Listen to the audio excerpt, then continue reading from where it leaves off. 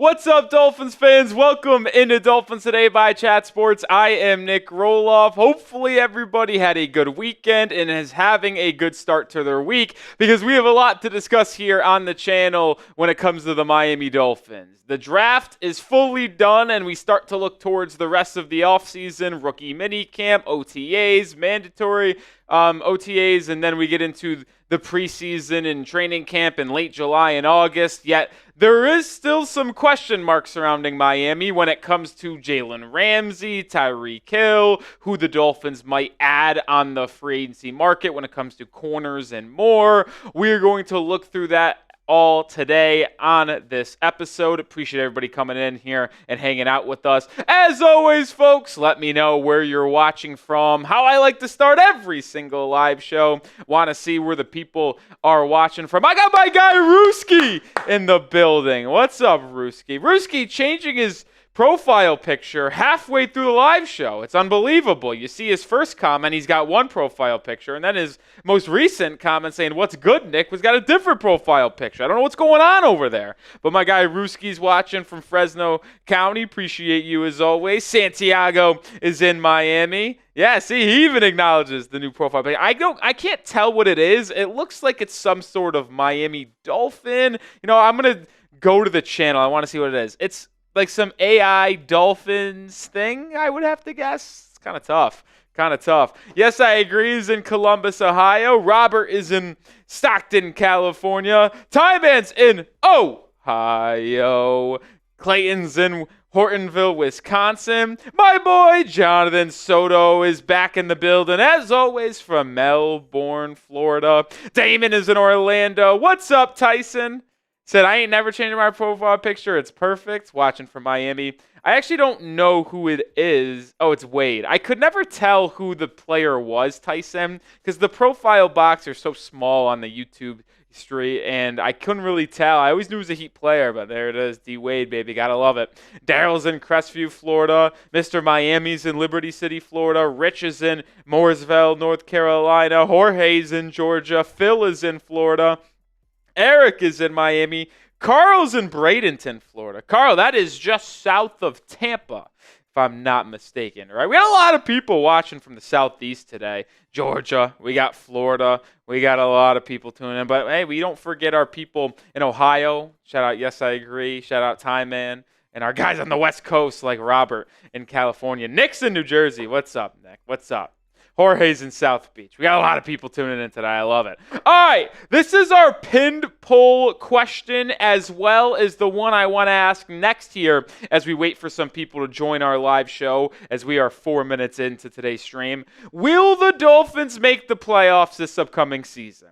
If you watched our show earlier in the day, we put out a video that talked about the latest around Tyreek Hill, but also the ESPN Power Rankings post-draft. They had Miami 20th in the NFL out of 32. They also had the Dolphins as the 9th team in the AFC, which would then put them out of the playoffs. And I didn't have that much of an issue with the rankings because, well, Miami won 8-9 last season.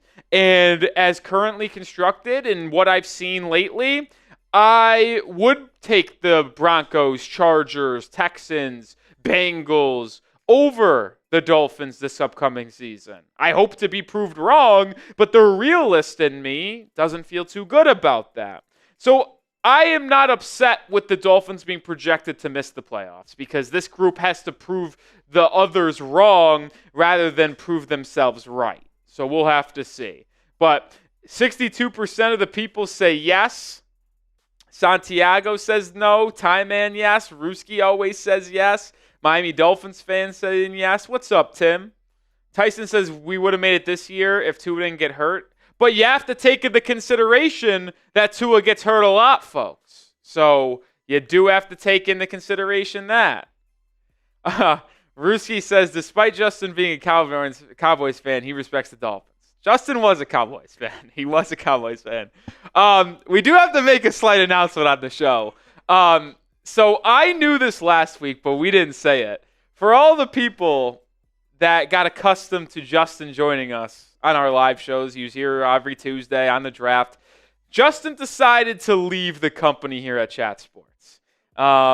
He got another opportunity somewhere else, and he decided to go that route. We appreciate Justin for everything that he did for the channel. He helped us grow a lot in this offseason, helped us with our live shows every Tuesday and through free agency and through the draft. But Justin is no longer here hanging out with us, unfortunately. No bad blood whatsoever. We love Justin still.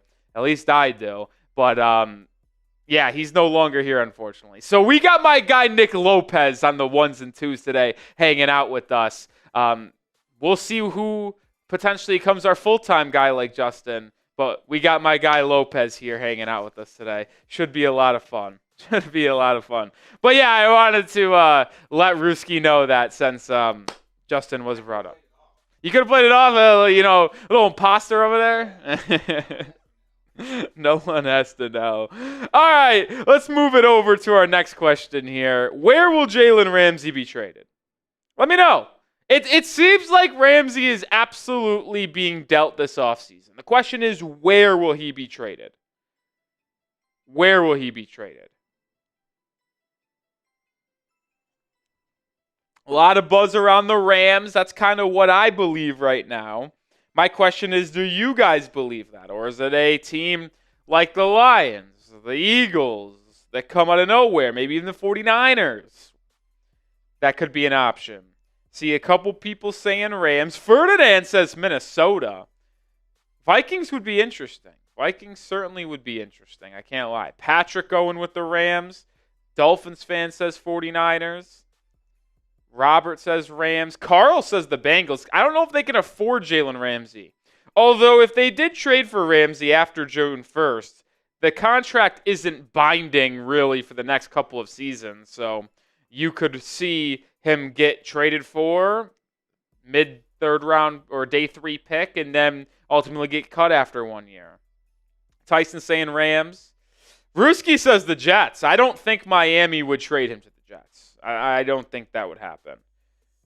Baltimore says Dan Purr. Baltimore is an intriguing team. Yes, I agree. Says if we don't sign a corner, we trade Rams, we have the worst DB room in the league. Yeah, that's the truth, which is why we've talked a lot about signing Rasul Douglas, James Bradbury, Asante Samuel Jr. That's why we've talked about these things, man, because we know that if Ramsey is out, listen, the Dolphins already have a bottom 10 corner room in the NFL, in my opinion. I mean, their cornerback, too, is either Storm Duck or Cam Smith. That's an issue. That's an issue, regardless of Ramsey. So if you trade Ramsey, well, you're going to be in a world of hurt. You're going to be in a world of hurt, folks. Continue to let me know. If we trade Ramsey, let's go to free agency and sign. Yeah, I mean, listen, if they're going to sign someone, I don't know who it is, but they're going to sign someone. They got $16.6 million cap space, just enough to sign their draft class and one free agent, whether it's Rasul Douglas, Asante Samuel Jr., Stephon Gilmore. We'll see what the resolution is on Jalen Ramsey and who Miami ultimately signs. I am curious on what one actually happens first. Will it be Ramsey being traded or the Dolphins signing a corner? Which one happens first? It could be they trade Ramsey and then see where they stand and like, all right, we'll then go there. Or do they sign and like, well, if Ramsey stays, we got our two corners. If we trade him, it's an interesting hypothetical.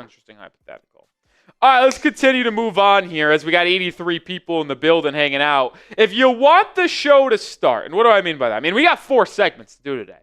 We got 4 fun shows to talk about in episodes that we're going to have here. We got news. We got trade rumors. We got a perfect offseason plan after the draft. And I want to do a Q&A as well. Those are all coming up here on the show. But we got to get to 50% likes before we do that. We got 87 people watching, 29 likes. We need at least 42 likes. So we got 30 likes. Now we need 12 more likes until we show and start the show. 12 more likes. Hit that thumbs up icon to get today's show started. We got 33 likes. We're 9 away. Let's get to 42. What's up, XI? Good to see you in the building. We got 4 fun segments today. We're bringing back a Q&A. We haven't done a mailbag since like February Because in March and April, it was loaded with draft and free agency rumors, so we had a lot to talk about. But we want to bring it back. All right, we got 42 likes. Shout out to everybody hitting that thumbs up icon. We do have a 4-segment show on today's episode of the Dolphins Today by Chat Sports. Marvin, happy birthday month. Shout out to you. Happy birthday month. So, the 4 segments on today's show. It's going to be a lot of fun here as we're about to get into it. We got Dolphins get great news, Dolphins trade candidates, perfect offseason plan, and a Q&A. First segment up is going to be some great news that the Dolphins got. And this has to do with the draft in 2026. It's going to be a fun segment here. Stick with us. Time to get into the first segment on today's show.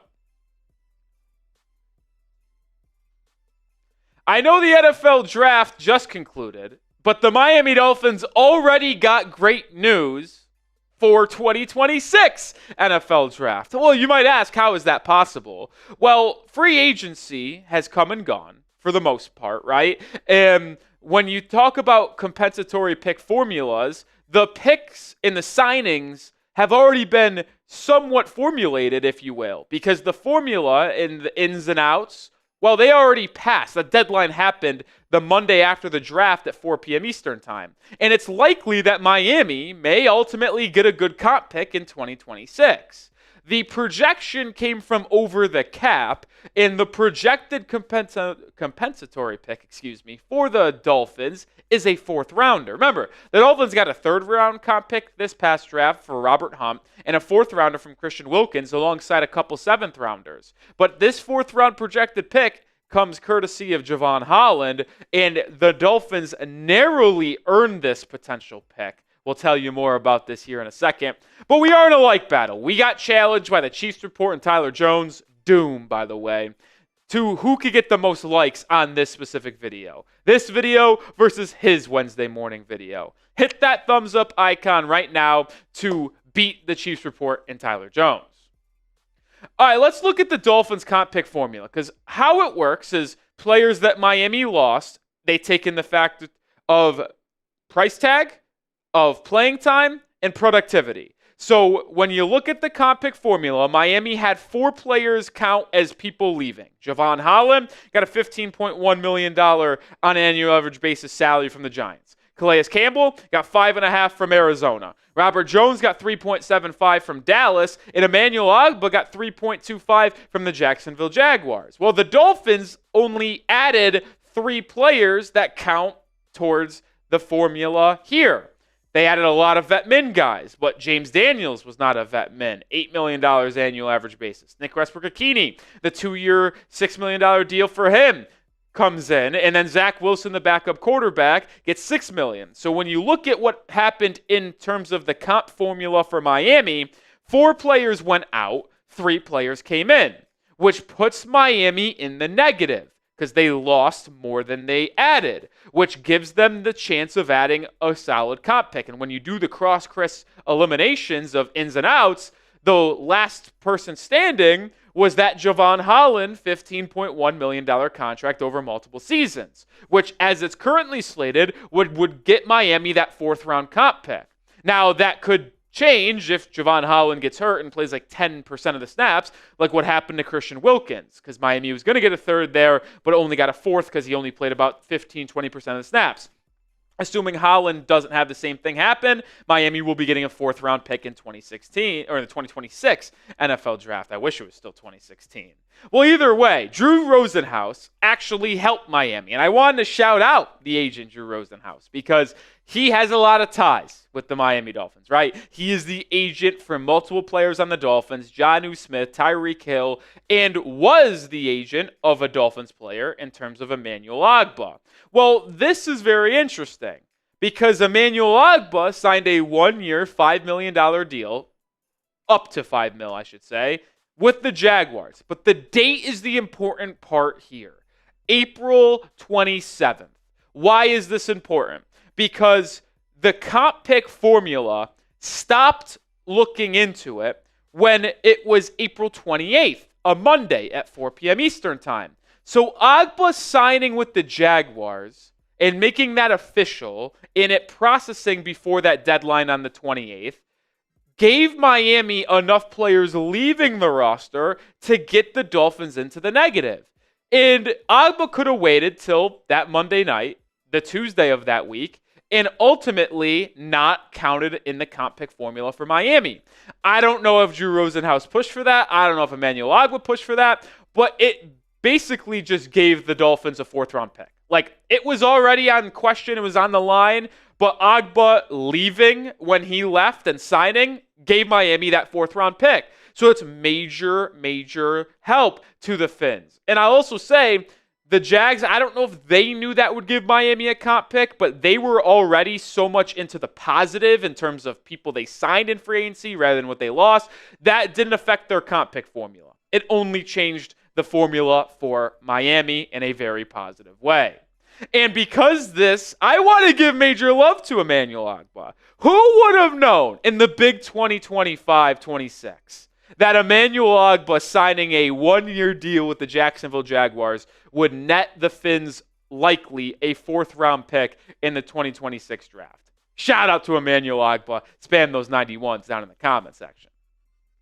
So, with that, I want to look ahead to the projected 2026 picks that Miami ultimately has. They have not sent an outgoing pick just not yet. So they have their own 1st, 2nd, 3rd, 4th, 5th, 6th, and 7th. But they've added already 2 likely picks. The 4th-round comp pick for Jevon Holland, it is projected. But remember, they also added an extra 3rd-round pick. Now, it is not specified who actually is giving the pick to the Dolphins. Remember, Miami traded back in the 4th round of this year's draft at 116 to get a 2026 3rd from Houston. So they traded back in the 4th to get a 3rd. Pretty good deal by Chris Grier, right?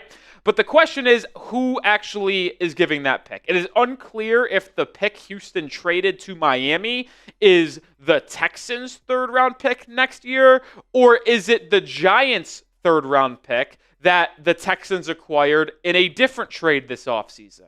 So it's not clear if it's the Giants' 3rd-rounder or the Texans' 3rd-rounder in 2026. Ideally, it's the Giants because, well, the Giants are likely going to be worse than the Texans this upcoming year, so that pick would be even higher for Miami, closer to the 70s rather than the 80s or 90s. So we don't know whose pick that actually is. When that is announced and finalized and clearly detailed, we will let you know. But man, oh man, is that good to have one of those 2 picks and now having 3 picks in the day 2 portion of next year's draft.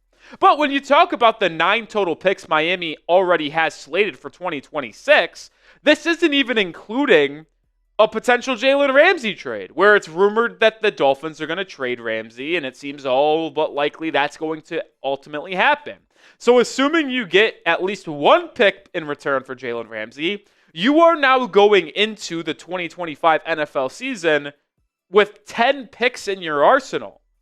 Like, that could go up if you trade people away at the trade deadline. That could go down. Like, either way, Miami is set up well to draft again next year with 10 potential picks, or they could get some picks back by that Ramsey deal, have 10 picks, and be able to trade them for the rest of the offseason to acquire a cornerback, an offensive lineman, a safety, or do that at the trade deadline in late October. The Dolphins and Chris Grier are set up well with a good stash of draft capital.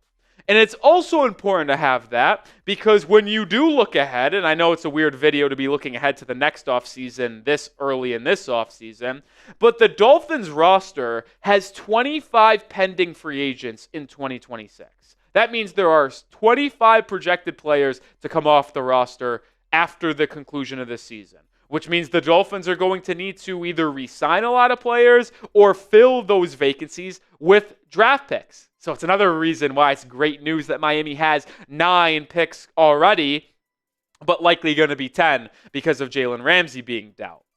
All right, we're going to look at those 25 free agents and talk about what positions concern me. But we are sponsored by Prize Picks, the daily fantasy sports platform I play every single day. It's so easy to play. All you do is pick more or less. And the best part is you can play season long. You can play daily. You can play any way you want. And with the basketball playoffs here, don't miss out on your last chance to add your favorite players from the court to your Prize Picks lineup, whether it's points, rebounds, assists. Take your pick on more or less for your shot to win up to 2,000 times your cash today. Turn your playoff hot takes into tickets to basketball's championship series, starting with this playoffs. Every lineup you make on Prize Picks will enter you into the takes tickets two ticket sweepstakes, which could get you and a +1 a VIP trip to the shit. But if you don't want to play basketball because you don't feel comfortable, you want to stick to football, you can do that too, folks. I already got a season-long entry here for this upcoming fall. I'm going to go less than Jared Goff, 4,200 pass yards, less than Travis Kelce, 774.5 receiving yards, and then less than Jaden Daniels, 824.5 rushing yards. 3-player entry there. You can play season long. You can choose how you want to play. But join me and millions of others on Prize Picks. Download the app today. Use code CLNS to get $50 instantly after you play your first $5 lineup. That's code CLNS to get $50 instantly after you play your first $5 lineup. Prize Picks. Run your game. All right, so let's look at the 25 free agents Miami is currently slated to have next offseason. These are the top 10. The headliners are the first 3. There's no doubt about that. Jalen Phillips, the former first-round pick who is playing this year on his 5th-year option, he has to prove himself in terms of his production, but also ability to stay on the field due to him being injury-prone over the last 2 seasons, dealing with a torn Achilles and a torn ACL. Jonnu Smith, the tight end who set franchise records in a single season for receptions and receiving yards. He's a pending free agent. And then Kader Kohou as well, you're starting nickel. But you also have other projected starters on this list. Ifeatu Melifonwu, Ashton Davis, 2 safeties you signed on a 1-year deal this past free agency. Yeah, it's only a 1-year deal. Also, Benito Jones, you're starting nose tackle as of right now. The next list, mostly backups here. Now, you both have both punters on this list, but that is really moot here because think about this. One of them is going to be cut before the season begins. You're only going to keep 1 punter. So you really only have 24 pending free agents. But Alexander Madison, KJ Britt, Willie Gay Jr., 3 players there that will have roles that were signed to 1-year deals in free agency this year. Quentin Bell, also another player that is on a 1-year deal. The edge rusher that is your 5th guy in rotation. The final 5 players that are pending free agents for Miami in this upcoming offseason, 5 players that if you told me they didn't even make the 53-man roster, I would tell you that's the least surprising news of all time. Matt Dickerson, Jackson Carman, Neil Farrell, Eric Ezukama, and Tanner Connor, But the point is this. Yes, the Dolphins have 25 pending free agents. I don't want this to be something that you guys down in the comment section panic about. Because not all of those players are impact guys, and some might not even make the team. But it's just an early look ahead and knowledge to know where things stand. Like, when I look at that list that we just had of pending Dolphins free agents, the only ones that legitimately are concerning to some degree are these 5 players. Jalen Phillips, Ifeatu Melifonwu, Ashton Davis, and then Kader Kohou and Jonnu Smith. Those are the 5 players that are concerning to me to a degree because those 5 are all starting caliber players on the roster right now. And are you going to be able to re-sign all of them if you want to? / are you going to be able to pay or other players to replace them or draft good enough to replace them? That's an intriguing question.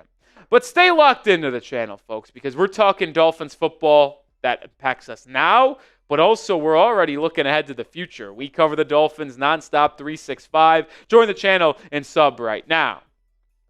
But looking ahead to next offseason, here are my main concerns, and I just alluded to it to a degree. The number one concern I have is safety. I mean, think about your safety room right now. It's Ifeatu Melifonwu, Ashton Davis, Patrick McMorris, Dante Trader Jr., and Elijah Campbell. You have McMorris, a 6th-round pick from 2024, a rookie in Trader Jr., and then 3 guys on 1-year contracts in Campbell, Melifonwu, and Davis. So you have no solidified future at the safety room at either of your 2 starting positions. That's concerning. Cornerback is a concern now, but in the future, because assuming you don't have Ramsey, like, who is your corner of the future next year? likely going to be the biggest need for Miami entering the first round of the NFL draft once again. And then tight end is a big issue. Pharaoh Brown's a free agent. Tanner Conner, a free agent. Jonnu Smith, free agent. Like, are you going to completely overhaul that room? That's seriously concerned. Backup linebacker at number 5. You have Tyrell Dodson and Jordan Brooks under contract, so ideally you have your starting linebacker doer next season, but you don't have any guys behind them. But edge is a concern. Yeah, Chop Robinson will be entering year 3 of his rookie contract. Mohamed Kamara, same thing. But are you keeping Bradley Chubb? Are you letting Jalen Phillips walk? Quentin Bell's a free agent. That's a concern. But I want to focus in on the safety room, right? Because when you look for the 2026 roster, I already mentioned it. Miami only has 2 players under contract. Dante Trader Jr., the 5th-round pick out of Maryland in this past draft, and then the 6th-round pick out of Cal, Patrick McMorris, in the 2024 NFL draft. Which, by the way, Patrick McMorris could be a cut candidate if he doesn't play well in camp. Like, that is a legit possibility here. So I am slightly concerned about the long-term look and outlook of the safety room. Because what if Melifonwu and Davis, one, aren't good this year, and you have to completely just let them go? Go back to square one at the safety room. Like, yes, I wanted to let Holland walk and let Jordan Poyer walk. But to some degree, you need to start figuring out a long-term plan for the safety room. I just don't think Miami has done that. They're really banking on either McMorris or Dante Trader Jr. to show some flashes. But another main concern that I have is the fact that Julian Hill is the only tight end on the Dolphins roster next year. Only one. Like, undrafted free agents, I'm not taking account for that. Pharaoh Brown, 1-year deal. Jonnu Smith done. Tanner Conner's done. Like, you're going to have to find a long-term tight end, which is why I think a lot of people weren't going to be upset if Miami ultimately drafted Tyler Warren with the 13th pick in the draft. They obviously passed up on Warren. He went 14th to Indianapolis, and Miami went with Kenneth Grant, position of need.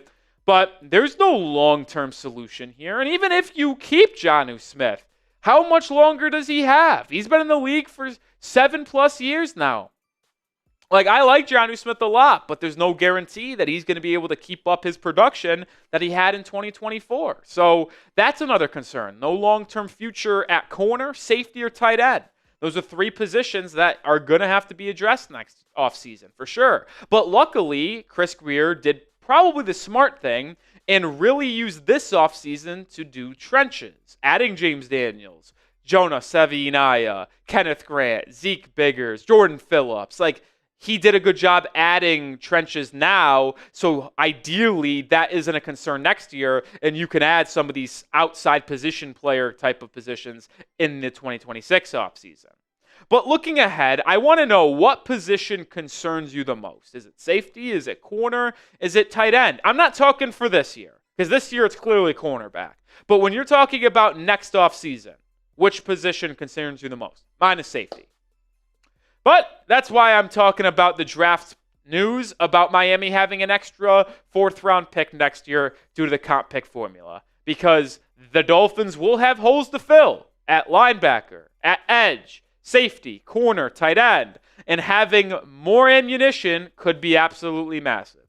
They're already projected to have 4 top 100 picks. 4.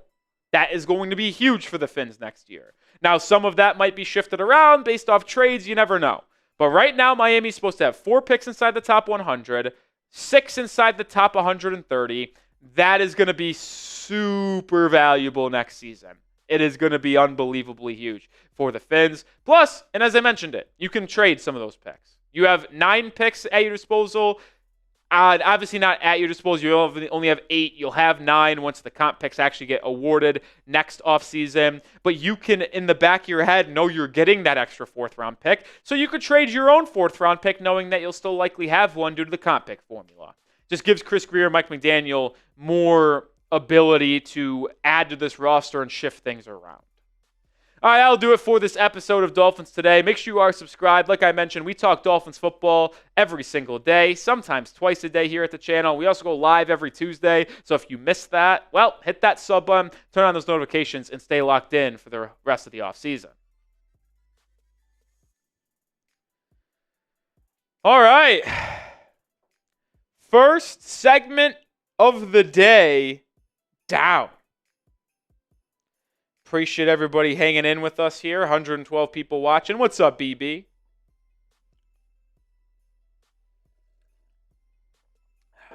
Mateo says John Saunders will be a surprise at camp safety to UDFA from Ole Miss. I actually really like John Saunders Jr. as well. Fun fact about him, I mean, it's really not that fun, but his dad liked my tweet over the weekend. It was hilarious to me. No, none of that over there, Lopez. But yeah, I randomly woke up on Sunday morning and it said John Saunders liked your tweet and retweeted it. And it's his dad. It was hilarious. So, John Saunders Sr., friend of the channel. We're going to call him friend of the channel. Hopefully his son balls out and is a player for the Finns this upcoming year. Yeah. Could you imagine I get his dad on the channel? That's funny, man. That's funny. I see a lot of people still saying corner. I understand why that's the fear of the future, but as it currently stands, there's not much in that safety room, man. There is not much in that safety room.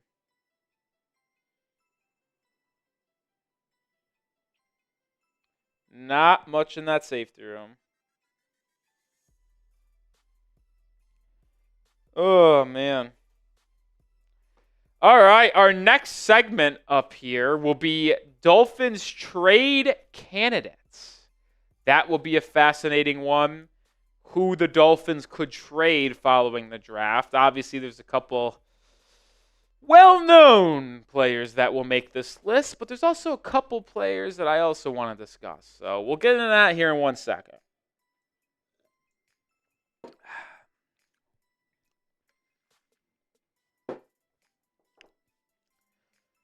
Louis says, our O-line is still a very big problem. We are one hit away from starting a rookie. I mean, I understand the concern, but there's no reason to be concerned anymore, Louis. You could be concerned, but what are the Dolphins going to do? They used the 37th pick on a guard, and their starting offensive line is set. Patrick Paul, Jonas Savignaya, Aaron Brewer, James Daniels, Austin Jackson. That's it. It's done. Oh, we'll see. We'll see. All right, let's get into the next segment here on today's live show. This is Dolphins Today by Chat Sports. I am your host, Nic Rohloff, and on today's show, we're going to take a look at some Miami Dolphins trade candidates following the NFL draft. Miami added 8 players in the draft, 16 undrafted free agents, and Chris Grier could be potentially trading some players away to clear up roster space and acquire more draft capital. Before we get into some trade candidates on the Dolphins roster, make sure you are following me over on Twitter/X. My handle is Nic_Rohloff. We're on the road to 1,800 followers. Appreciate everybody who has already followed me on X. I tweet about the Dolphins every single day, and if the Dolphins end up trading anyone or trading for a player, I will have you covered on Twitter before we make any content on YouTube. So if you want the best coverage on the Dolphins, follow at Nic_Rohloff, but also make sure you're subscribed. All right, so let's get over to some trade candidates for the Dolphins because a lot of people are obviously going to know some of these players. And we'll just start with the most obvious one here. It's Jalen Ramsey, the corner, because he obviously has been the person subject to the most trade rumors. It's been him and Tyreek Hill for most of this offseason. But Ramsey has really taken headlines since the report from Ian Rappaport and Adam Schefter that Ramsey and the Dolphins are working together on a trade. It feels inevitable at this point that Ramsey will ultimately be dealt. It's more of a question of when and where than if it will actually happen. But there has been a lot of buzz recently that Jalen Ramsey could be heading back to a team that he's already played for in his career. That's the Los Angeles Rams. Jeremy Fowler of ESPN shared insight this past weekend on SportsCenter about Ramsey trade talks. He said that Miami's been calling around on Ramsey trying to work a potential trade. The sticking point here is that $24 million in guarantees. My sense after asking around is Miami has not been overly eager to cover some of that bill, which sort of makes a trade hard to pull off right now.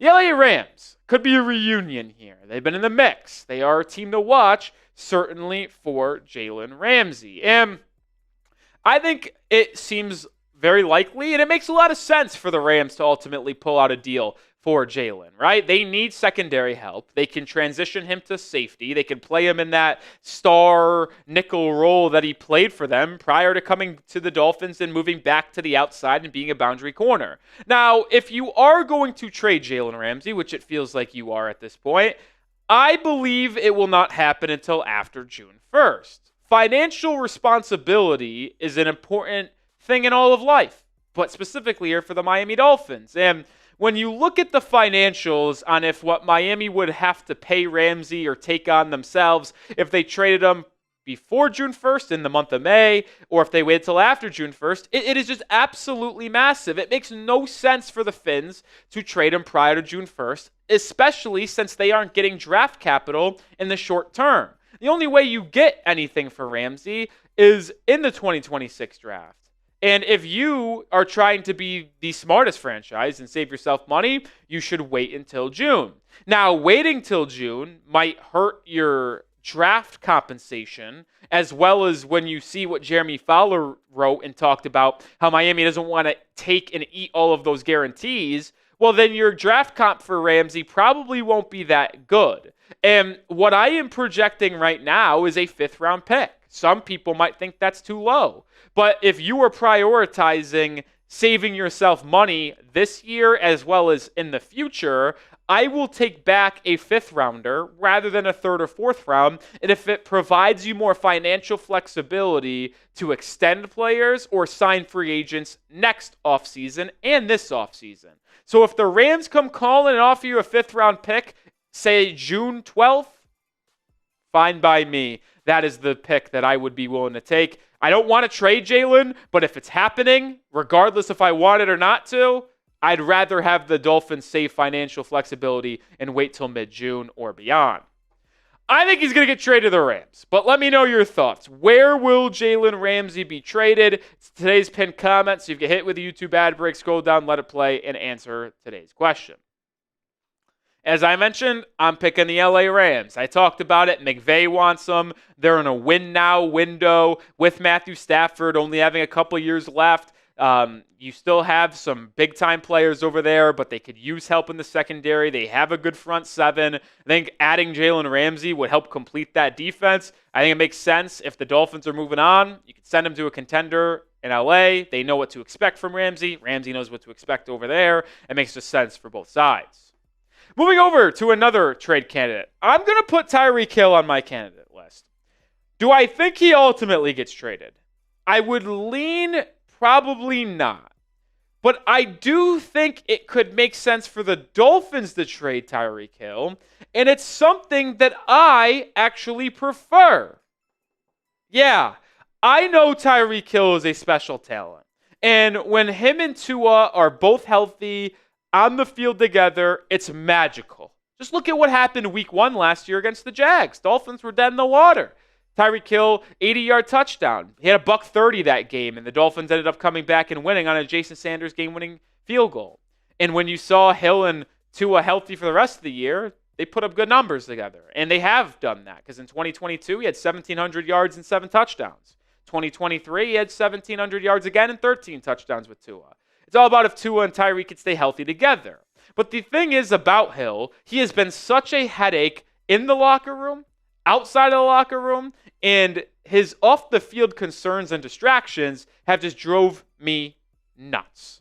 Like, I am beyond done with dealing with the Tyreek Hill stuff off of the field. He is a horrific leader. Not that he is being asked to be a leader, but he just does not set a good example, and I believe he is toxic in that locker room. I don't know that for a fact. I have not been told that, but that is just what my own personal belief is. If I'm wrong, I'm wrong, but that's where I feel. But if you trade him after June 1st, which would make sense for Miami to wait till then too, because it doesn't help you financially if you trade him prior to June 1st, and since you're only getting future assets back for him, it makes sense to do it now, here's what would happen.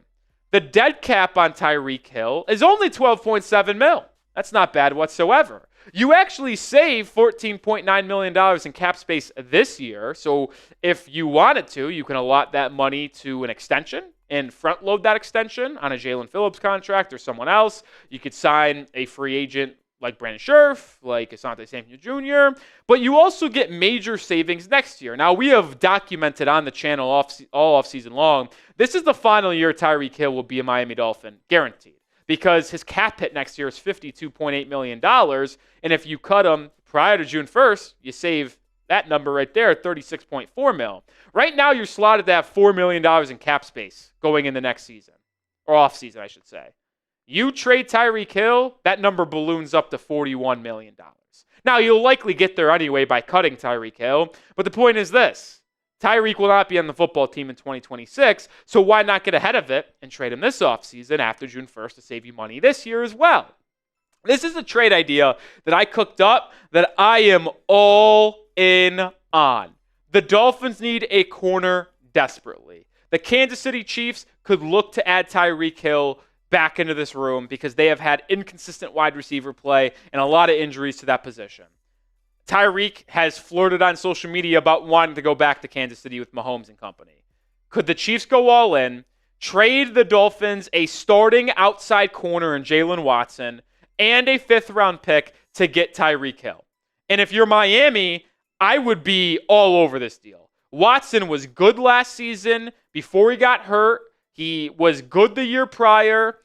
He would be a starting outside guy. The Dolphins would desperately need that guy, and the Chiefs aren't looking to extend Jalen Watson and aren't going to in all likelihood. So you get a 5th and a starting corner for Tyreek Hill, and you wipe your hands free and save the money as well. I'd be all over that. And the Chiefs Report host, Tyler Jones, I threw this deal out to him. He said, I would do that in a heartbeat. So Chiefs fans could be in.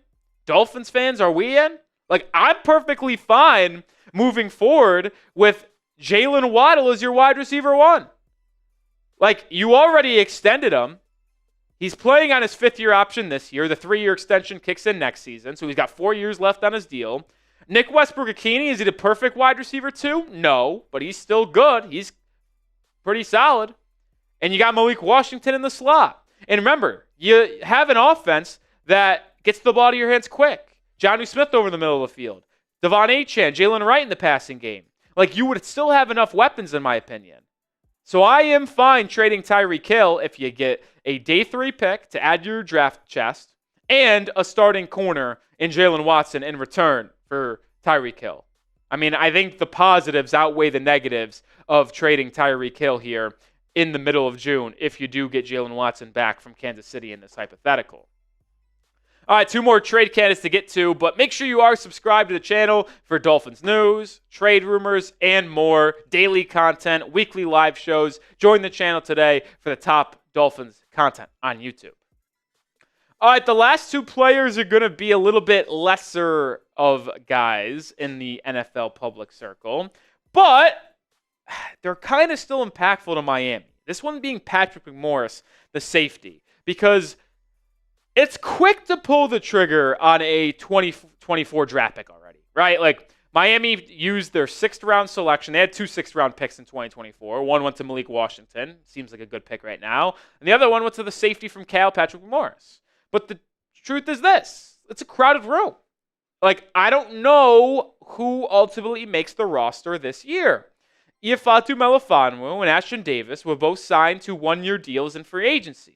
And the way that Chris Grier and Mike McDaniel have spoke about them in press conferences since their signings, it sure seems like they have a lot of confidence in those 2, and they are projected to be starters.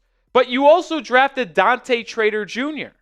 in the 5th round out of Maryland in this draft. So you took a safety a round earlier than what you took McMorris in 2024. You signed 2 guys in Melifonwu and Davis. You brought back Elijah Campbell on a 1-year deal. But you also added 2 UDFAs. John Saunders Jr., who I'm high on from Ole Miss, and Sei Oladipo from Boise State. Like, I'm not sure how many safeties the Dolphins keep. It's going to be tough. Like, after they drafted Dante Trader Jr., that kind of put a big light bulb into me, folks. Are they keeping 5 safeties? There's no way Melifonwu or Davis or Trader Jr. get cut. Elijah Campbell is a good special teams player, arguably one of your aces on that unit. So you keep him on special teams, but also have him as your 4th safety in DB, Swiss Army knife if you need him desperately. Are you keeping McMorris as your 5th guy? Are you keeping 5 guys in general? It's a legit question. Maybe Chris Grier just says, all right, McMorris doesn't have a clear role on this team, a team that needs a safety, a third or fourth guy. Maybe McMorris plays well in training camp in the preseason, and the Dolphins flip him for a seventh. That's what I think his comp would be. I don't think you're getting better than what you used on him, that being a sixth rounder.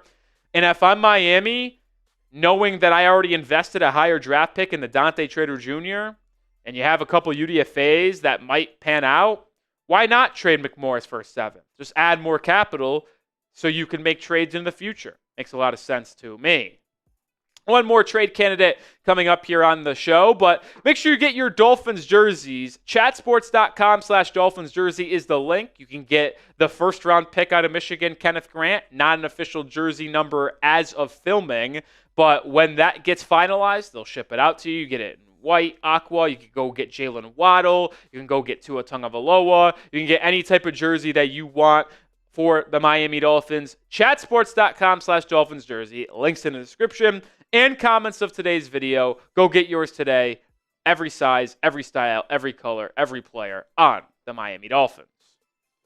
Last player that I have as a trade candidate here, Channing Tindall, the linebacker. Now, this is an interesting one because I don't know if anybody would actually want to trade for him, I should say. But listen, he's a former third-round pick, 102 overall out of Georgia in the 2021 or 2022 NFL draft, entering the final year of his contract.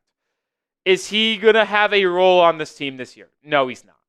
Last year, Miami kept 5 linebackers. Channing Tindall was that 5th linebacker. It shocked me. They had, at the start of last year, Jordan Brooks. They had Anthony Walker Jr., Duke Riley, Tindall, and David Long Jr. This year, you have Dodson, Brooks, Willie Gay Jr., and KJ Britt as your no doubt top 4 inside linebackers. Is Tindall going to be that 5th guy? You can also argue Bradley King, who's got special teams value, could be over Tindall. Or Eugene Asante, the UDFA from Auburn, who is a good special teams player in his college career and ran a 4.48 40.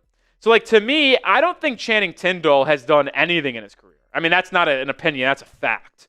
And I think his roster spot is essentially cooked. Do we see a pathway for him to be a difference maker this year? I don't think so. So maybe a team who needs a special teamer, because Tindall did play special teams last year, or could use more depth at the linebacker position heading into training camp of the preseason.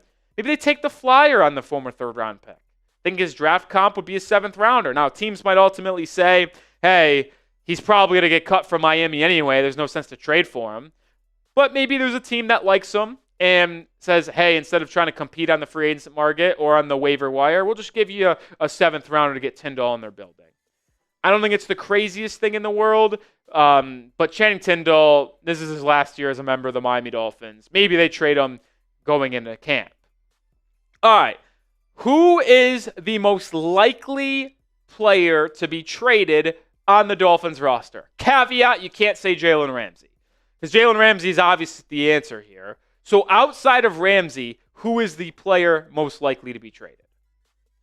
Well, and as I said off the top, if there is a trade that involves the Miami Dolphins, we will have you covered with a video, but I will have you covered with the news beforehand on my Twitter at Nic_Rohloff. So go give me a follow today, and if you DM me and says, I know ball, I'll give you a shout out on a video next week.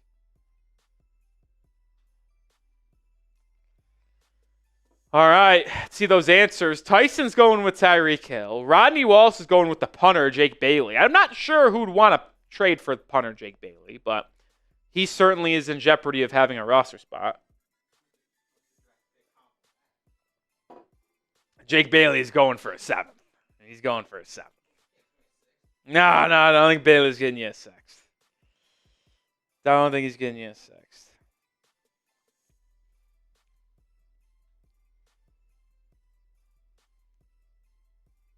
Don't think he's giving you that.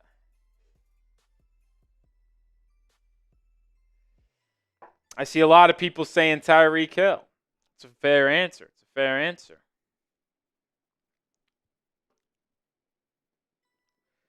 Jay Griffin says, will trading Hill help McDaniel with his job, saving the locker room? I'll tell you what, if Jalen Ramsey really is one of the players that showed up late to practice, consistently late to meetings, you trade Ramsey, get rid of him. And then you also trade Tyreek Hill this offseason, someone who's been a disruptive force in the locker room at times. You are making a better effort of building a culture. Drafted Kenneth Grant, high character guy. Jordan Phillips, high character guy. Like, could be. I like it, man. I like it. All right. Do you want to flash the weigh-in real quick of, the Q&A just to see if we can get some preloaded here? Yeah, we got one. So we have 2 segments left. We're going to do my perfect offseason plan after the draft and the rest of the offseason. And we want to do a Q&A. I haven't answered a Q&A from the Dolphins fans in a while. I want to get back to that as we progress here in the offseason. So if you want to get on the show with a question, in the live chat, you type out your question and make sure that comment includes #Dolphins. That's how our software pulls the questions. Or you can super chat and write a question in the super chat. That will guarantee a spot on the mailbag. Use #Dolphins. You can get on the mailbag, but you're at the discretion of producer extraordinaire Nick Lopez. If you super chat, you're guaranteed to get on there, no matter what. So before we get into this 3rd out of 4th segment, I want to get some questions maybe preloaded here. We got one from my guy Ruski earlier in the live show, but that is it. We need at least about 8 to get a Q&A rolling. So who is going to get a question in? It could be about a free agent that the Dolphins should sign. Could be about this upcoming season. Could be about a player the Dolphins drafted. It could be about anything. Hell, you could ask me what my favorite food is, and we might get on the mailbag. But just make sure it's #Dolphins or Super Chat.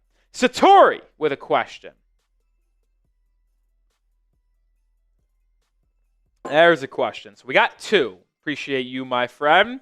Remember, if you want to be featured in the mailbag, #Dolphins or Super Chats, we will rehash this once again after our next segment. That is the perfect plan for the Dolphins the rest of the offseason following the NFL draft.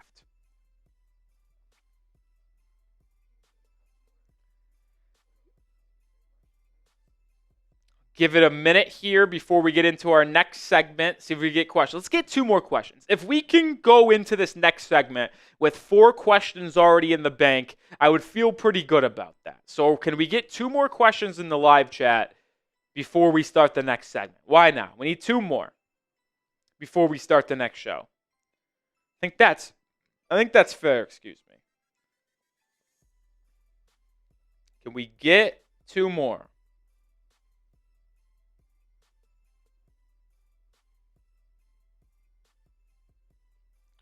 Charles, that could be a question if you used #Dolphins.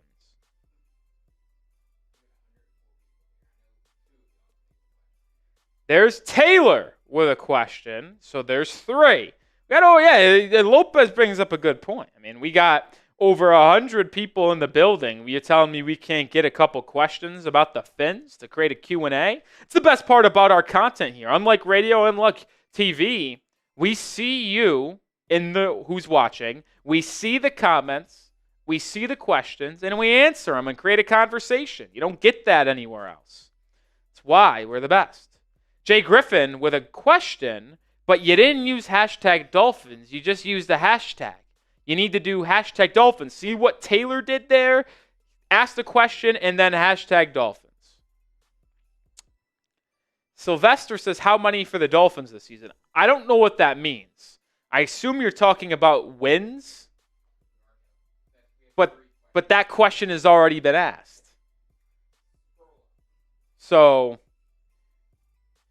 we need 1 more before we get into it. We got Taylor's question, Satori, and then Ruski's.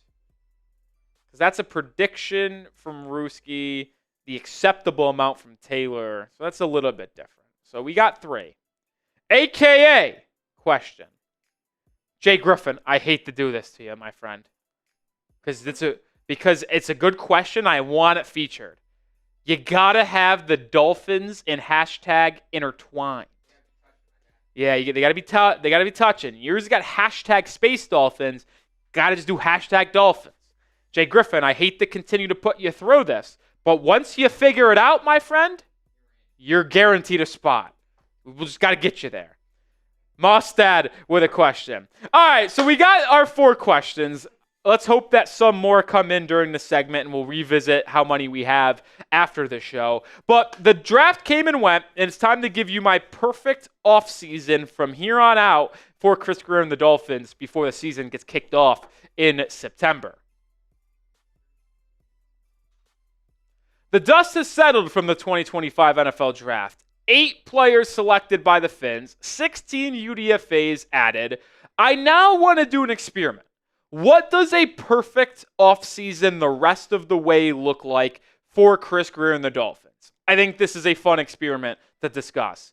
And I think we have to start by talking about what are the biggest things on the Dolphins roster. Well, I could go up and say 1, 2, and 3 are all cornerback because you don't know what's going to happen with Ramsey. You don't even have a CB2 to him right now. And if you trade Ramsey, you need a CB1 and a CB2. So it's an issue, but you need to figure out that position. That's number 1.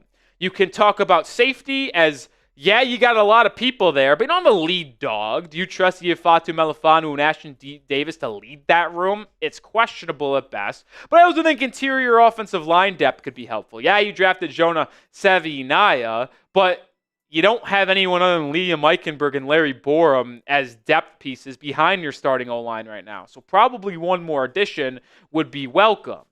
Before we get into my perfect 4-step plan and 4 moves the Fins could make, hit that sub button for daily Dolphins content, but also to take down the Chiefs report here in our sub battle. We got challenged by Tyler Jones in a like battle earlier in the week, and now I want to take him down in our May sub battle. They have 168 subs in the month of May. We only have 89. Hit that sub button to take down the Chiefs report, but also get the best content around the Dolphins on YouTube.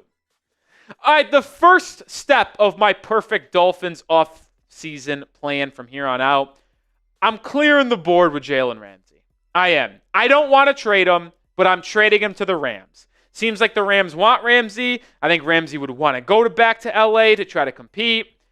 I'm very clear about this. I don't want to trade Ramsey. The Dolphins' cornerback room is a bottom 10 room in the NFL right now. That's with Jalen Ramsey. So if you trade him, you're going to have the worst cornerback room, the worst in the entire NFL. But it's inevitably going to happen. Seems like the relationship between Ramsey and the coaching staff / front office, not good. So trade him, but make sure it's after June 1st because I'm not in the business of being on the hook for most of his financials this upcoming year. You save some money, about $9 million in cap space. You clear some cap space for 2026. So just trade him after June 1st, and he could go to the Rams.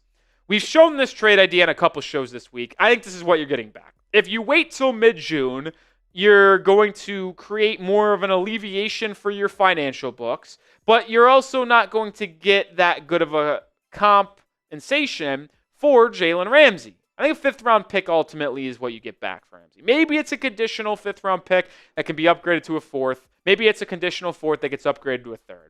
But I think a solid 5th-round pick could do the trick. But, I'll say this once again. It just needs to be a post-June 1st trade. You trade him prior to June 1st, his cap hit balloons from $16.6 million to $27 million. You can't have that cap hit for a player that isn't on your roster. You gave him a 3-year contract extension last fall. I mean, I know you didn't plan on the relationship deteriorating, but just poor asset management by Chris Grier in this front office. So at this point, just save your financial books, trade him after June 1st, take a little bit less draft capital in return, and just get your hands clean of the situation. That's unfortunately where we're at. All right, but let me know. Do you want to trade Jalen Ramsey? I don't want him. In a perfect world, the Dolphins can figure it out and keep him around for at least one more season because you need him bad. But let me know if you're done with them and you want to trade them. Type Y for yes or type N for no. So, step 2 in my perfect offseason plan here on out. You traded Jalen Ramsey, which means you have Cam Smith, Storm Duck, Ethan Bonner, Jason Marshall Jr., and Artie Burns as your 4 corners trying to vie for that outside roles here. Not very good. So I am mitigating that by signing my top corner available on the free agent market, Asante Samuel Jr. A lot of people are going to argue maybe the top guy is Stephon Gilmore. Maybe it's Mike Hill. Maybe it's Rasul Douglas. Maybe it's Kendall Fuller, who's still out there, who the Dolphins released earlier in this offseason. But my guy is Asante Samuel Jr. To me, I think he's the best cover corner left. He's young, 25, 26. Yes, he has major injury concern. I am not denying that. Still dealing with lingering effects of that shoulder/neck injury he suffered in the 2024 season. It limited him. He was not able to play a full season this year for the Chargers, which is why they had to rely on rookies Cam Hart, Tarheeb Still, and they had a breakout year from Christian Fulton. But when you go back to 2023, Samuel Jr. was elite, man. Elite. Like, he is a relatively smaller corner, 5'10 and change. Similar build to Jahdae Barron from Texas, who was heavily linked to Miami in the pre-draft process. Dolphins obviously went a different direction. But Samuel Jr. plays great man coverage, man. He's long for his height. He is physical. When he gets his paws on you, man, he just kind of roughs up your route, man. He doesn't allow you to get a good, clean release. You saw the numbers. In man coverage in 2023, you have a QB rating of 61. Like, that's just elite stuff. Took the ball away, 2 interceptions, just barely over 50% completion percentage allowed. An elite man coverage guy in 2023. Now, not as good in zone, and the Dolphins do primarily run zone, but it's also nice to have a guy that you can just say, you know what, Asante, 3rd and 7, go play man-to-man over there. We're not going to give you any help, and we trust you to go make a play and lock down that wide receiver while the rest of the team figures out a way to stop everybody else. Like, I just like Asante Samuel Jr. And I know people in the comments are going to say, we do not need a corner that's injury-prone because we have a lot of injury-prone players, and that's been an issue for Miami over the last 4 years. But to me, there's no downside of taking a cheap flyer on a player with this type of talent. I really mean that. Like, what is Asante Samuel Jr. going to get in free agency? At this point, probably a 1-year, $5 million deal. Like, his stock is so low because of his injury risks that if Miami just came in and offered him, you know what, Asante, we'll give you 1 for $5. We know the medical concerns, and we know you're going to be banged up this year, but we just need help. And on the off chance you could stay healthy and put together a full season, you can get paid next year. Like, there is no downside for a team like Miami that is retooling their secondary in a major way of adding a player of his talent. And the money will not cripple you if he ultimately ends up getting hurt. Like, that's the biggest concern. So I'm taking the flyer and assigning Asante Samuel Jr. 2 more steps on my perfect plan here. But we are sponsored by Prize Picks, the daily fantasy sports platform I play every single day. And the reason why I play it is because you could play it any way you want. You can play baseball, hockey, basketball. You could already go with football, season-long, daily projections. It doesn't matter. Cash in on the basketball playoffs with Prize Picks. Don't miss on your last chance to add your favorite players from the court to your Prize Picks lineup, whether it's points, rebounds, assists. Take your pick of more or less for your shot to win up to 2,000 times your cash today. Turn your playoff hot takes into tickets to basketball's championship series, starting with the play-in round, which has already passed, but get started today with the second round. Every lineup you make on Prize Picks will enter you into the Takes to Ticket sweepstakes, which could get you and a +1 a VIP trip to the shed. But if you don't trust your basketball knowledge, I mentioned you can go season long in football. I got less than on 3 player projections here. Travis Kelce receiving yards, Jane Daniels rushing yards, and then Jared Goff passing yards. I'm smelling a 3 for 3 here, but you can take picks like mine, take picks like other celebrities, but just join us over on Prize Picks. Download the app today. Use code CLNS to get $50 instantly after you play your first $5 lineup. That's code CLNS to get $50 instantly after you play your first $5 lineup. Prize Picks. Run your game. So I've traded Jalen Ramsey. I signed Asante Samuel Jr. to replace him. I'm now getting aggressive. I am trading Tyreek Hill, specifically to the Kansas City Chiefs. And remember, this video is my perfect Dolphins plan. It's not a realistic plan. It's what, in my beautiful mind, would want to happen the most. And I think wiping my hands clean, as I've used that phrase a couple times on this show, of Tyreek Hill could be my favorite thing the Dolphins could do. I'm just sick and tired of it, man. It gets exhausting. It just does with Tyreek Hill. The social media antics, the off-the-field concerns, the immaturity. Like, I'm just done with it. I am. And his cap number next year in 2026 is 52.8. You're going to cut him and save $37 million in cap before June 1st next year after the season concludes. Why not get ahead of it? Like, you trade him post June 1st. It's only a 12.7 mil dead cap. You save 15 mil this year, and you save $36.4 million next year. That is unbelievably beneficial to the Dolphins. And in my perfect ideal trade scenario, he goes back to Kansas City to reunite with his best friends, Mahomes and Travis Kelce. The Dolphins get a 5th-round pick and a starting caliber corner in Jalen Watson. The Chiefs are not going to re-sign Jalen Watson. He is entering the last year of his contract, former 7th-round pick by Brett Veach in Kansas City. Not going to be re-signed. Watson played 500 snaps last year, got hurt halfway through the year, hurt a shoulder, and then returned for the Super Bowl, so he will be fully healthy for this upcoming season. Already is fully healthy, no concern there. He's been good the past 2 or 3 seasons as a starting outside corner for Kansas City. Long, 6'1", 6'2". And you see his numbers in coverage. He was good, man. Like, good completion percentage, only allowed 1 touchdown. QB rating wasn't crazy high. And as I mentioned, he's not going to get re-signed. How about this stat? The Brett Veach GM of the Chiefs has not re-signed one DB that he signed in undrafted free agency or drafted since he took over. Literally not one. The first one that will ever be re-signed by Brett Veach in Kansas City is when they inevitably sign Trent McDuffie to an extension. He's an all-pro, Pro Bowl corner. Watson is not going to be re-signed. Brett Veach trusts himself, obviously, and he does a great job of it because they always got good players in the secondary over there, to find talent in the draft and in free agency. So I think he's not going to extend Watson. So if they're not extending him, why not include him in a day 3 pick to get Tyreek Hill and go all in here in the final 2 years of maybe Andy Reid, Travis Kelce, and maybe Hill. So if you're Miami, you're saving money by trading Tyreek Hill, and you would get another starting corner. So in my first 3 moves of my perfect offseason plan going forward, we got rid of Ramsey, bye, and Tyreek Hill, bye, and the cornerback room gets 2 new additions. I like that. And you save a lot of money next year and this year. I'm kind of in on it. Are you done with Tyreek Hill? I am. Very obvious about that. Can't be more outspoken about it. Are you done? Type T for trade or type K for key. So I alluded to what a cornerback room would look like. We traded Ramsey, we traded Tyreek Hill. Is this the best cornerback room of all time? No. Is it competent?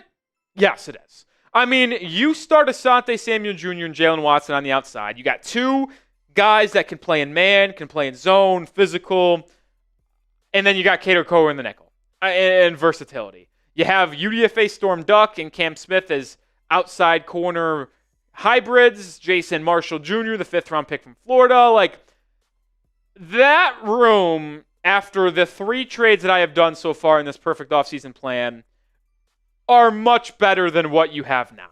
That room is better than what you have now. I'll take Samuel Jr. and Jalen Watson over just Jalen Ramsey, without a question.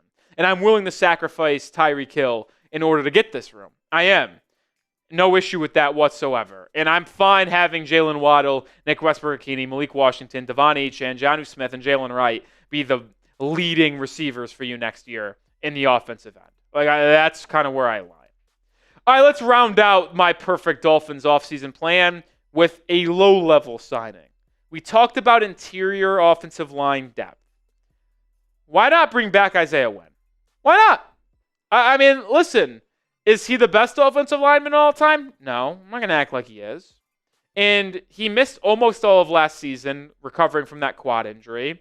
He was your starter in 2023 before getting hurt, and he was solid the first half of the year. And then took a long time to get back for in 2024. Played 34 snaps in each of the final 3 games the Dolphins played in week 16, 17, 18. Didn't put up the best numbers. I mean, I'm not going to act like he was otherworldly. But I think the PFF numbers did him a disservice. I thought he was better on film, better on tape than what the grades would show.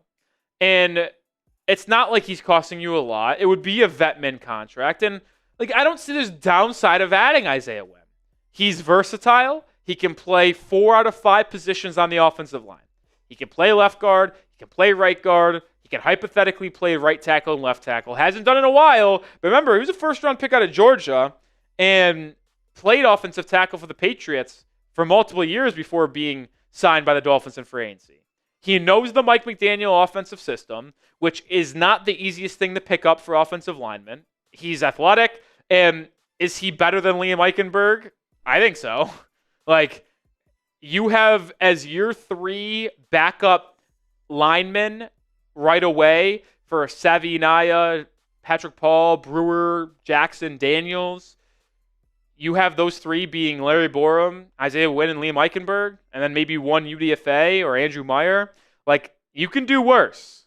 You can do worse for sure. So I like that offseason plan. You fix the corner room, you save yourself money this year and in 2026, and you add a lineman to kind of complete this roster. Kind of feels like that could be as good as it gets for Miami going out. But that's my opinion. You can let me know your thoughts on my perfect offseason plan going forward for the Fins in the comments. But also make sure you subscribe, because if the Dolphins make any moves the rest of the offseason, we will have you covered with content and videos. So join the channel today. All right, folks. 3 segments down, 1 to go. 3 down, 1 to go.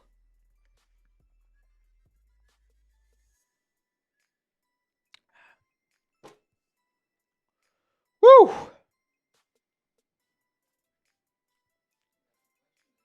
I think we, Jay Griffin figured it out. Bang. Attaboy, Jay Griff. Way to work, kid. Way to work. How many we got then? I feel like we got 8.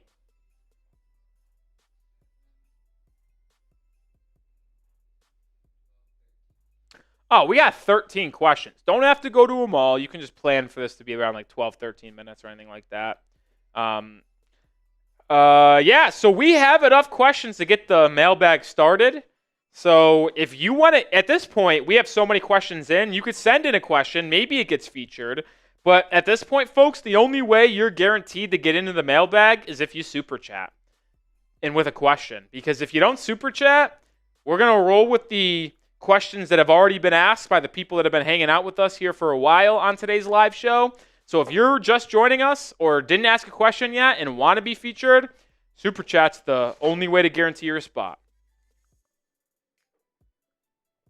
Let me finish my nice little lemon herbal ginger hibiscus tea, and then we're going to get started here. It promotes gut health, and that's something I need to do much better of.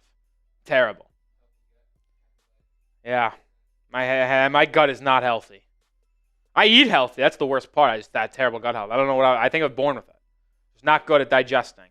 Or I just eat too much protein and not enough other things. Hashtag Jim Bro, man.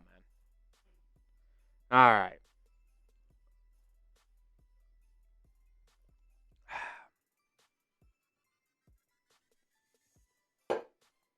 All right, folks.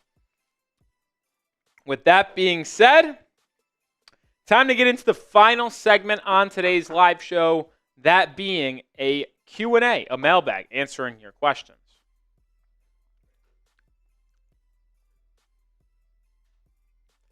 Haven't done one of these in a while, folks, but we are bringing back mailbags on the show. I am Nic Rohloff. This is Dolphins Today by Chat Sports, and as we enter the slower part of the NFL offseason, I want to answer the questions that Dolphins fans might have, and if you want to get on our mailbag. Make sure you subscribe. Make sure you join us for our Tuesday live shows because that's where most of these questions came from.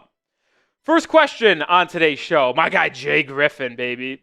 He said in his own name, by the way. Shout out Griffin. He asks, will Quinn Ewers overtake Zach Wilson as QB2 before the season ends? So right now, Quinn Ewers, who is the 7th round pick, 231 overall, is your QB3. I am going to answer no to this question. And I'm going to have a reasoning why here, Jay Griff. Obviously, Tua is your QB1. But you allotted a decent chunk of change for Zach Wilson. $6 million base with a chance to get up to $10 million. Now, in a perfect world, Quinn Ewers or Zach Wilson never see the field. Tua plays all 17 games, and you don't pay Zach Wilson a dime more than $6 million per year. But Quinn Ewers has a lot to work on. He is inaccurate. He is someone who holds onto the ball too long. He struggles reading the defense. Now, he's got a lot of upside, got a cannon, and he's a winner. But he needs to improve his footwork, his ability to scan a field, post-snap, pre-snap, whole 9 yards. So to me, Quinn Ewers is going to spend a massive chunk of this year on the practice squad or as QB3, who is that emergency third quarterback. So Zach Wilson, who has been a starter, been a backup, will probably retain that QB2 role for the entire season. But he's on a 1-year deal, so I think the ideal hope is that Tua works out, you let Zach Wilson walk in free agency next year, and then Quinn's your QB2 for Tua next season. More questions to come, but if you missed our mailbag and you can't join our live show on Tuesdays, another way to get more Dolphins questions and content is over on our Instagram. Dolphins Today IG is the handle. Put out short-form content in between our YouTube videos over there. So if you want wall-to-wall coverage, go follow us over there. And when we get to 1,000 followers, we're about 100 and change away, we will do a Q&A from our mailbag or from our Instagram. So go give us a follow. Fins up with a question. What's the chances of trading for Alexander DB? How realistic? I assume you're talking about Jaire Alexander from Green Bay. Now, I would have told you 2 weeks ago, you don't have to trade for Jaire Alexander. Why is that? Well, because he has a relatively large cap hit. I believe it's about $17 million this season. Unclear of what it would be for Miami if they acquired him. But over the past week or so, it has been rumored that Alexander and Green Bay are actually working things out. And there's a higher chance that Alexander stays with the Packers. Now, those talks can end up dissipating and he ultimately is traded. And maybe that is the case. But a couple weeks ago, it looked more and more likely that Alexander was actually going to be released rather than traded. So I put the chances low because Jaire, as talented as he is, has a big cap number, relatively. Older player, has battled injuries in his career. And if I'm Miami looking to replace a Jalen Ramsey, I would go in a more youthful direction. But I would also be willing to maybe sign him in free agency if he got caught. But trade, probably not. All right, AKA Miami with a question. Is it a make or break year for Tua? Absolutely. Without a question. And it sucks that I have to answer yes to that, considering Tua is just entering the first year of his 4-year, $212.4 million contract extension. It's unfortunate.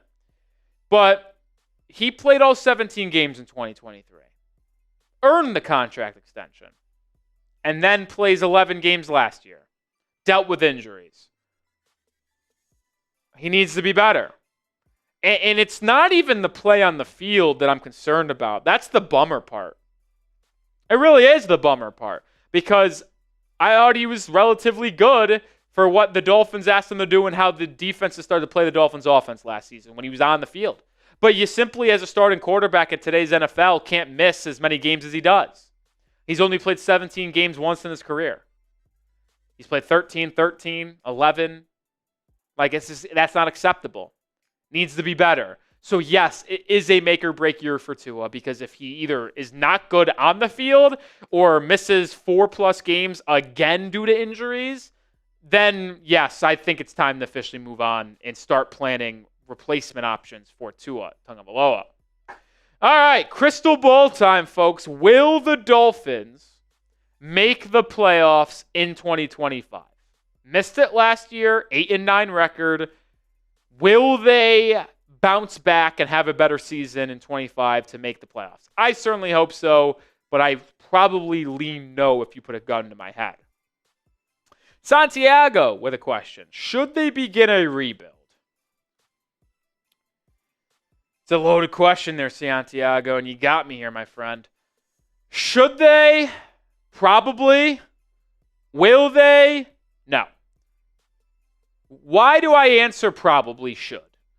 Well, it's because when you look at what the Dolphins have to compete with on a daily basis in the AFC, Joe Burrow, Patrick Mahomes, Lamar Jackson, Josh Allen, Drake May's coming up the pipeline, Justin Herbert.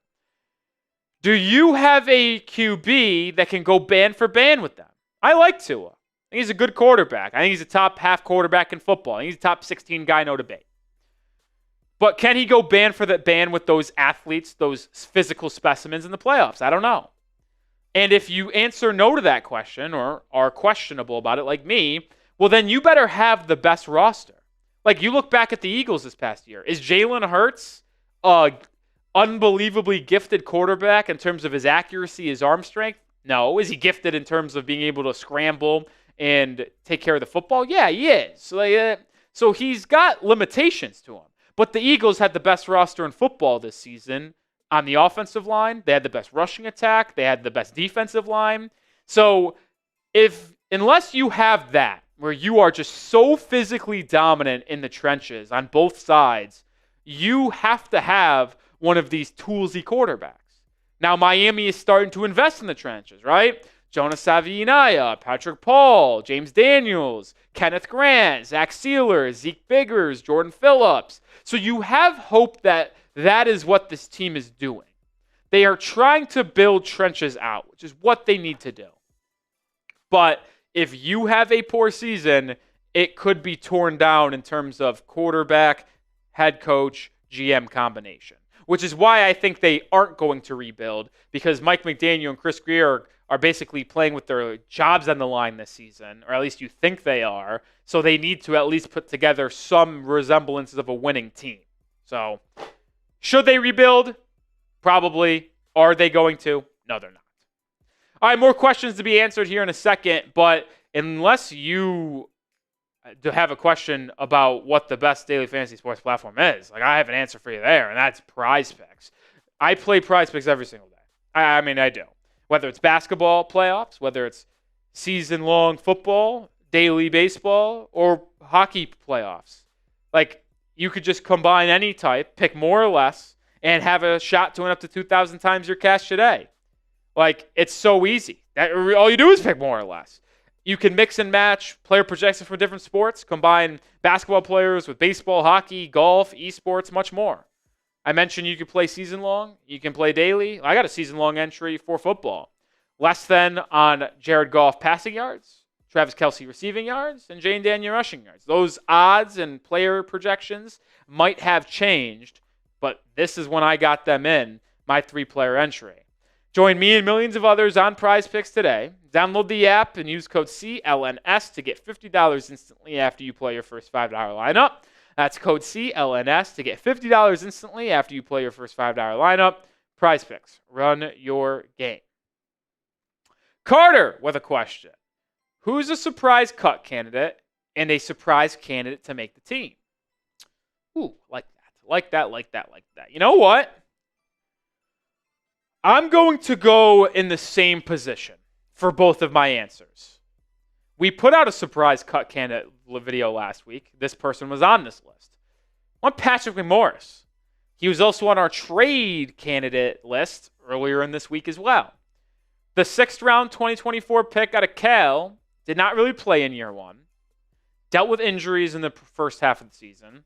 But the Dolphins drafted Dante Trader Jr., the safety from Maryland, in the 5th round. So you spent a higher draft pick on Trader Jr. than you did originally on McMorris in 2024. Like, you look at this room, it's crowded. Melifonwu and Davis are going to make the team. They're the 2 starters. Trader's going to be on the team because you used a 5th-round pick on him. Unless he's the worst player of all time, you don't cut a 5th-round pick before the season begins.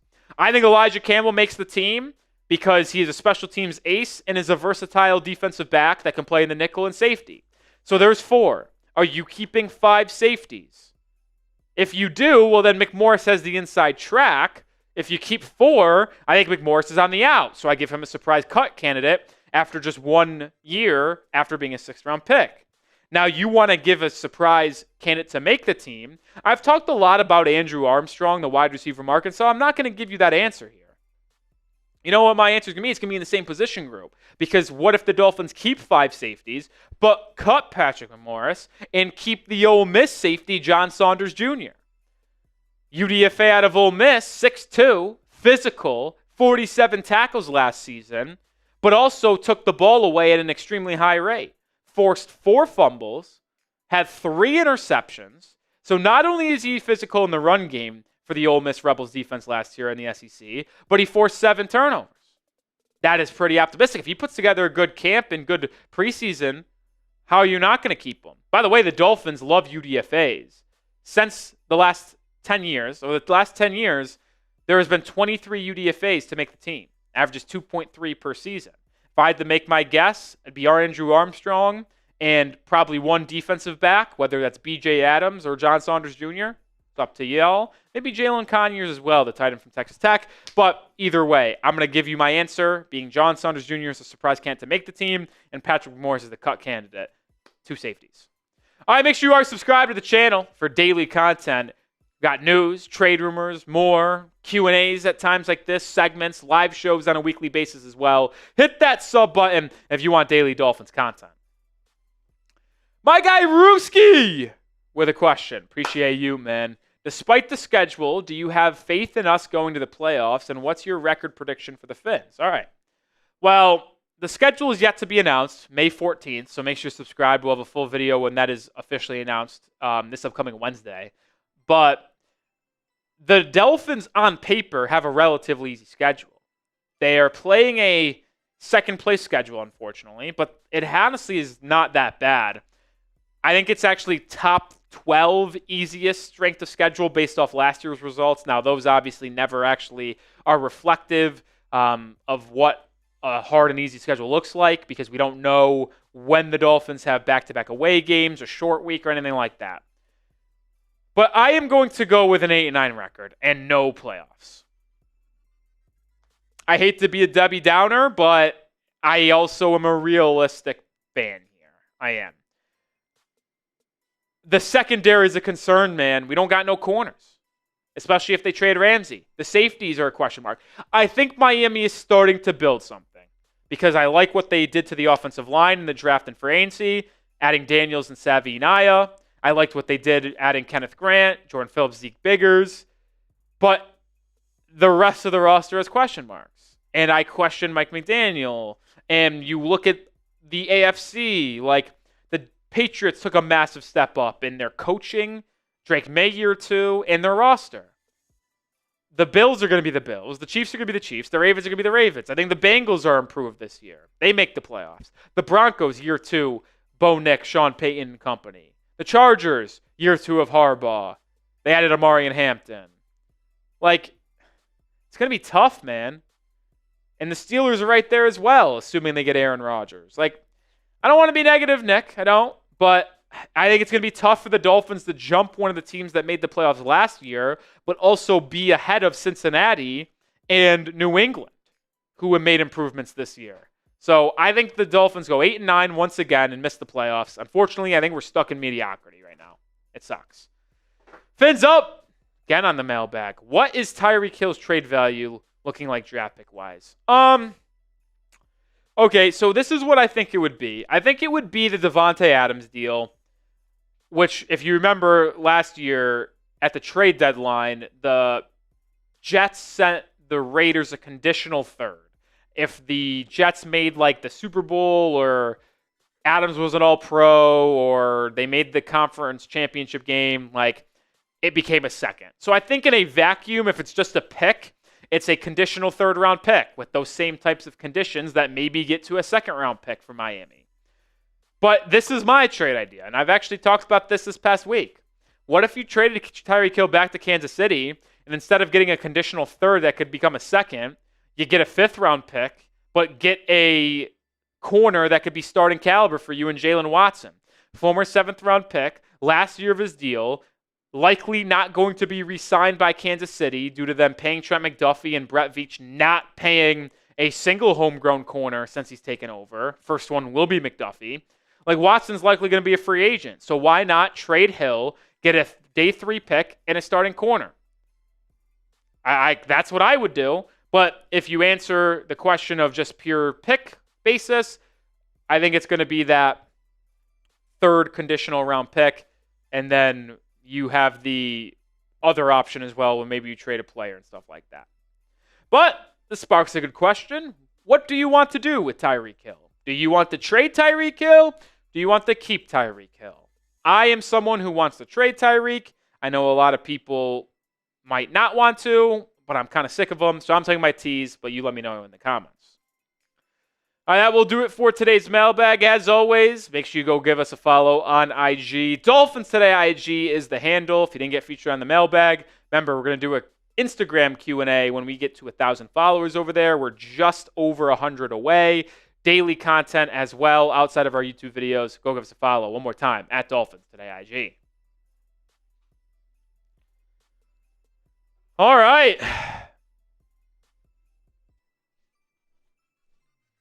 Wow, no Evan Mobley, Darius Garland, or DeAndre Hunter for the Cavs in Game 2 against the Pacers.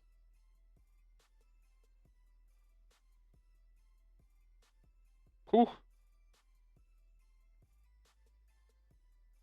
Wow. I know that has nothing to do with us, but kind of shocking. Sherry May, yeah, you unfortunately missed everything, but I got news for you, Sherry May, and it's good news. You can actually watch the entire stream still. That's the one cool thing about YouTube.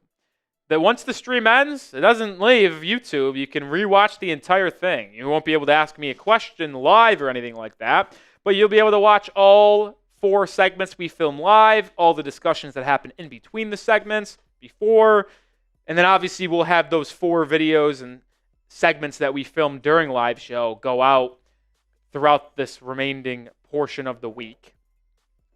But as it gets to 6:30 Eastern Time, 5:30 Central Time, if no super chats come in, no super chats at all today.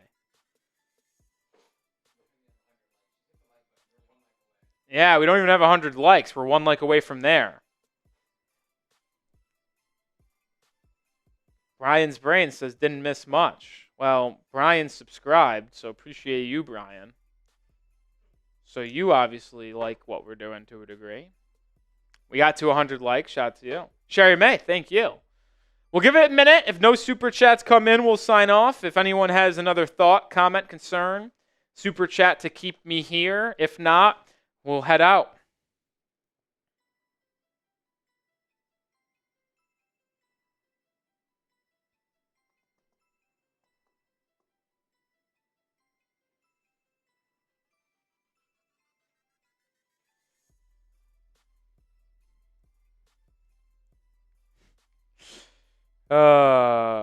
Brian, funny, man. Sherry May, listen, it's all right. Sure, you're a legend here at the channel.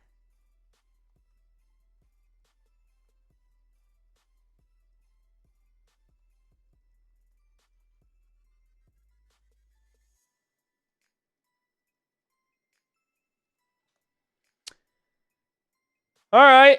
Seems like none coming in here. Well, appreciate everybody who came in here on our live show. We'll be live again next Tuesday here on the channel. The day before the schedule release on the 13th of May. Honestly, now I'm thinking about it, it's going to be tough to find segments. I guess not that tough. But either way, appreciate everybody who came in today. Shout out to Nick Lopez for stepping in for our fallen soldier, Justin. So appreciate you, Lopez. See you live again next week, folks. Content still going out on the daily going forward. Peace out, folks. Go Fins.